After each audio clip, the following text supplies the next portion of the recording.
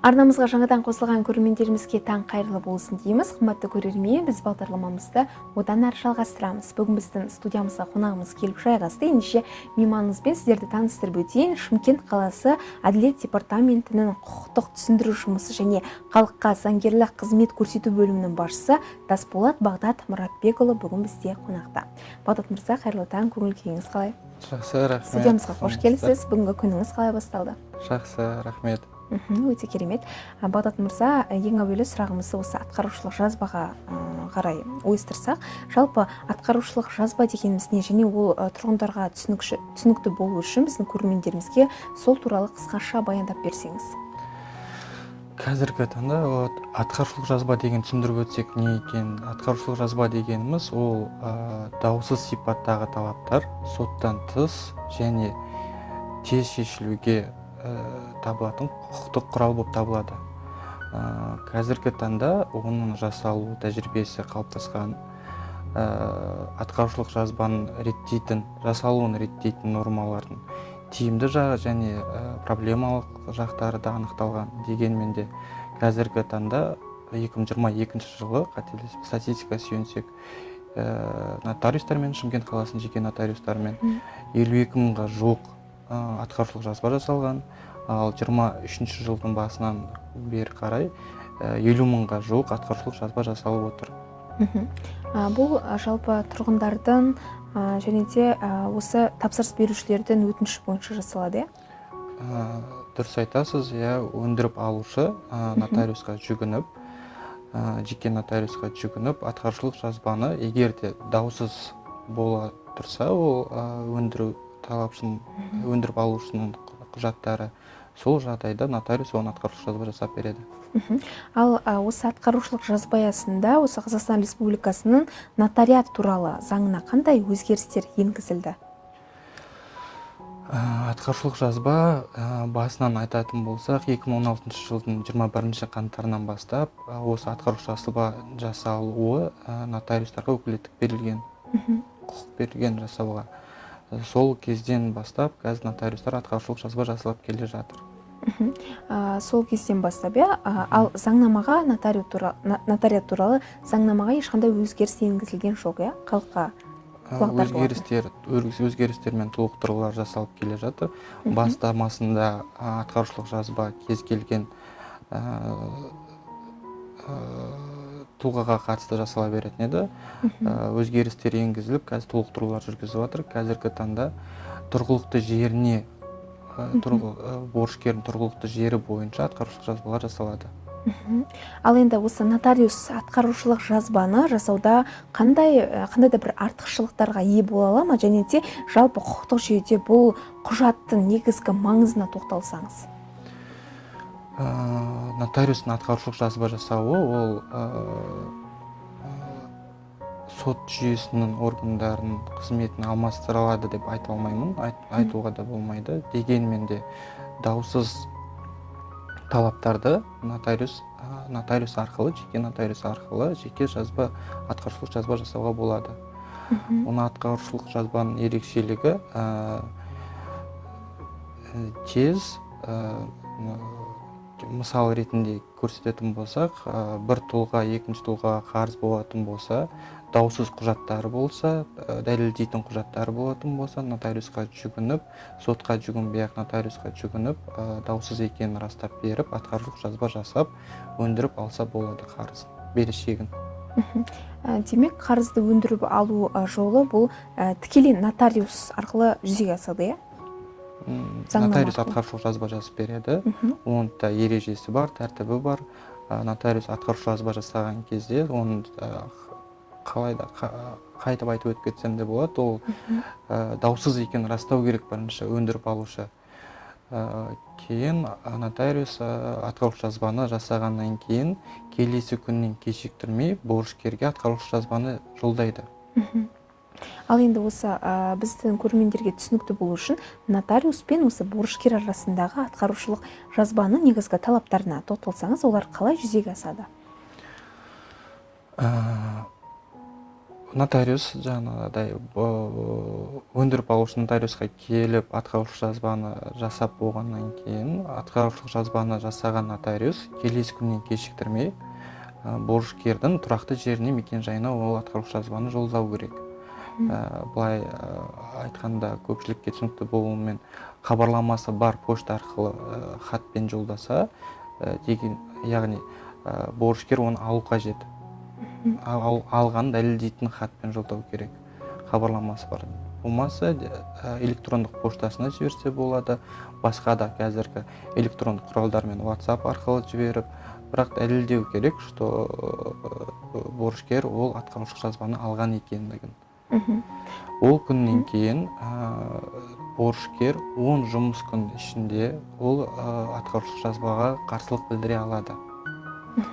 Оны да борышкер нотариустың өзінің поштасына жіберсе болады, немесе дәл солай нотариус жібергенде хабарламасы бар хатпен жіберсе болады, немесе тікелей сол нотариусқа келіп жүгінсе болады. Келіспейтін растап, нақты себептерін көрсету қажет. Неге келіспейтін туралы, сол туралы қарсылығын білдіріп жатса, нотариус оны қабылдайды қарсылығын. Берешекті, яғни қарызды атқарушылық жазба негізінде өндіріп алудың өзіндік жолдар да бар. Жаңа сіз айтып өткендей, ол енді жүзеге асу барысын айттыңыз, енді оның жолдар болу керек. Жолдарына тоқталсаңыз. Өндіріп алу жолдары. Өндіріп алу жолдау. Егер қарсылық жолданбаған болса, егер қарсылықты қабылдамаса, нотариус атқарушылық жазбаны сот орындаушыға жібереді, немесе өндіріп алушының қолына береді. Өндіріп алушы атқарушылық жазбаны өз еркімен қалаған сот орындаушыға апарып берсе болады орындауға. Сот орындаушы оны қабылдап, оны орындауға ашып, Қазақстан Республикасының атқарушылық іс жүргізу заңы бойынша оны солардың талабына сәйкес өндіріп алу процесін жүргізеді. Ал атқарушылық жазбаның күшін жою туралы қаулы қашан шығарылады? Атқарушылық жазбаның күшін жою қазіргі өзекті мәселе болып табылады. Жаңа қарсылықты жолдағаннан кейін нотариус 3 жұмыс күнінің ішінде 3 күннен кешіктірмей атқарушылық жазбаны жою туралы қаулы шығару қажет. Атқарушы жазбаны шығарған күннен бастап ол жойылады. Қаулыны шығарған кезден бастап атқарушы жазба күшін жояды. Атқарушылық жазбаға байланысты біздің халық, яғни Шымкент қаласының тұрғындары жиі қандай мәселелерге ұшырасып жатады?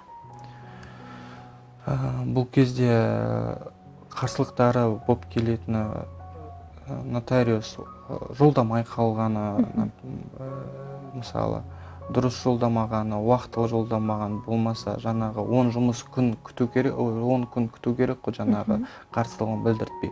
Сол 10 жұмыс күн күтпей орындауға сот орындаушыға жібереді деп шағымдары келіп түсіп жатады. Ол кезде тиісті тексеру жұмыстары жүргізіліп, нотариустың жауапкершіліктері қарастырылып жатқан жайттар болады. Дегенмен де ол заңнамада көрсетілген атқарушылық жазбаны егер де қарсылығын жолдаса нотариусқа, нотариус оның күшін жоюды немесе бас тарту туралы қағаз хат жолдайды борышкерге. Ал бөлім қазіргі таңда мәселен қандай жұмыстармен айналысып жатыр, және де халықтан түскен өтініштер сіздер цифрлық форматта қабылдайсыздар ма? Мәселен халықтан түскен өтініштерді, арыз шағымдардың талап тілектерін? Арыз шағымдар бізде электронды түрде түсіп тұрады, немесе әділет департаментіне кеңсе арқылы арыздарын, шағымдарын қалдырып жатады. Электронды түрде қазір e-өтініш деген жүйе қалыптастырылған. Сол жүйе арқылы қазіргі таңда қала тұрғындарынан өтініштері, шағымдары келіп түсіп жатады. Ал сол талап тілектерін неше уақыт аралығында орындап жүзеге асырасыздар? Арыз болса, егерде тұрғындардың арызы болатын болса, 15 жұмыс күнде қарастырамыз. Шағым болатын болса, 20 жұмыс күнде қарастырып, жауабын жолдаймыз. Міндетті түрде жолдайсыздар. Ал енді атқарушылық жазбаға көшсек, борышкер қандай жағдайда атқарушылық жазбаға қатысты сотқа шағымдануға толық құқығы болады?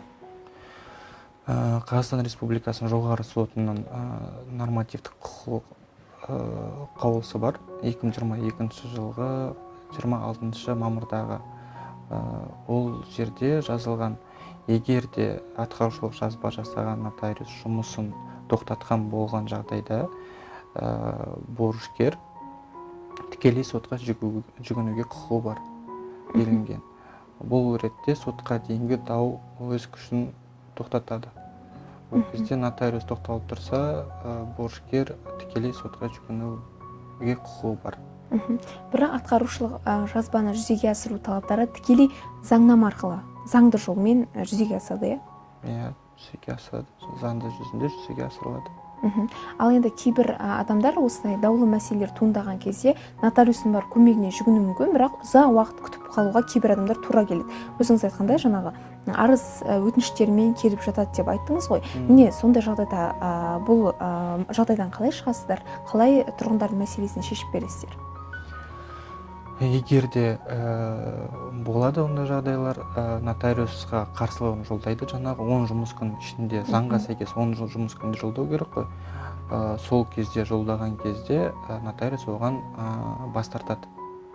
Жаңағы атқарушы жазбаның күшін жоюдан бас тартады. Ол да заңда қарастырылған. Егер де нотариус бас тартып жатса, жоймаймын деп жатса, қарапайым тілмен айтқан кезде борышкер сол бас тартқан қағазы бойынша хатын алып тікелей сотқа барып жүгінсе болады. Осы атқарушылық жазба, нотариуске бару, жалпы осы тақырыптар аясында қала тұрғындары, жалпы борышкер болсын, берешегі бар жан нені ескеру керек, қандай талаптарды, тиісті шараларды жүзеге асыру керек борышкер? Егер борышкерге атқарушылық жазба келіп түссе, ол 10 жұмыс күн ішінде сол тікелей нотариусқа барып қарсылығын білдіртіп, мен келіспеймін, нақты себептер, не себепті келіспейтінін білдіріп, бізде бұл қазіргі таңда айтып жатырмын ғой, мен даусыз сипаттағы талаптар болса, даусыз сипаттағы деген екі тараптың арасында нотариус арқылы бір қаржы алса, егер ол уже дәлелдеп тұр ғой қарыз екенін, сол даусыз болып саналады. Мысалы, болмаса коммуналдық нелер, қарыздар болады, ол да даусыз болып табылады негізінде. Борышкер егер сол атқарушы жазбаны алып келіспеген жағдай болатын болса, тікелей нотариусқа барып жүгініп қарсылығын жазып, одан немесе атқарушы жазбаны жою туралы қаулын алса болады, немесе жаңағы бас тартқан қағазын алып сотқа жүгінсе болады. Сот тәртібімен сотқа жүгініп, сотқа барып, сол қаулының күшін егер өз дәлелін растап тұрса, сот арқылы атқарушы жазбаның күшін жоюға болады. Демек, міндетті түрде осы талаптарды ескеру керек. Осы заң талаптарына сәйкес ескеріп жүгінсе болады. Бағдат мырза, осылай студиямызға келіп, анық және халық арасында қазіргі таңда сұранысқа ие тақырыптардың бірін қозғап, нақты ақпараттар айтқаныңыз үшін сізге ерекше алғысымызды білдіреміз. Шығармашылық табыстар тілейміз, еңбегіңіз жемісті болсын. Көп рахмет. Қымбатты көрермен, біз бағдарламамызды одан әрі жалғастырамыз, сондықтан арнамыздан ауыспаңыздар.